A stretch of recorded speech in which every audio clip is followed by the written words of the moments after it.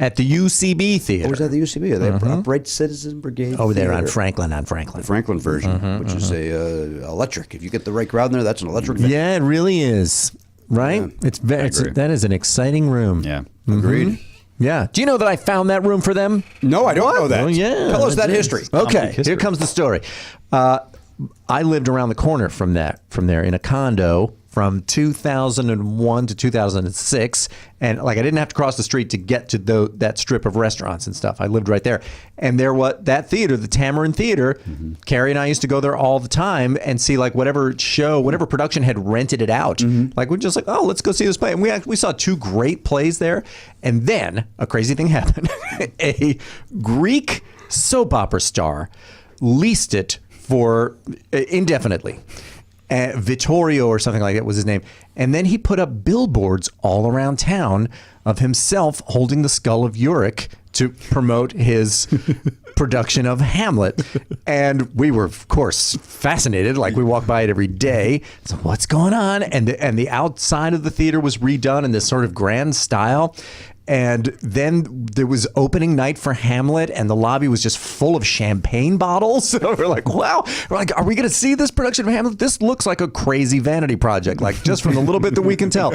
And then the next night, there was no show, and there never was again. No way. What? One and done. One and done. And then the LA Weekly put it, because somebody else was just as curious as us, dug into it and wrote an article about this bizarre production of Hamlet that a wealthy Greek soap opera star had hired like a legit director and a cast and had put up this vanity production of Hamlet. But his Greek accent was so thick that it was incomprehensible.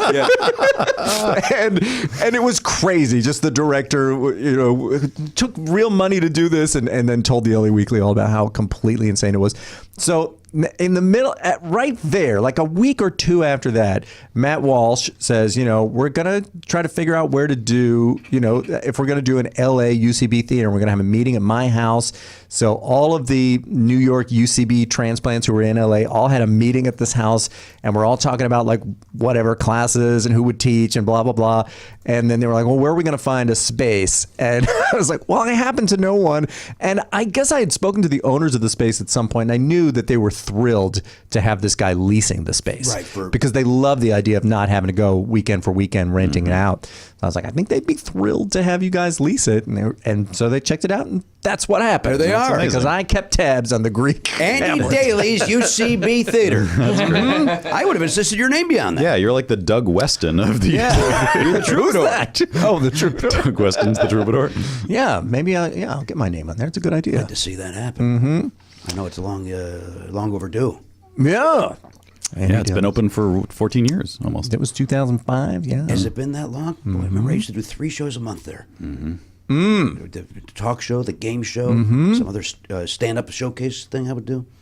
That's because they came and said, we got to fill the calendar. What do you got? Right.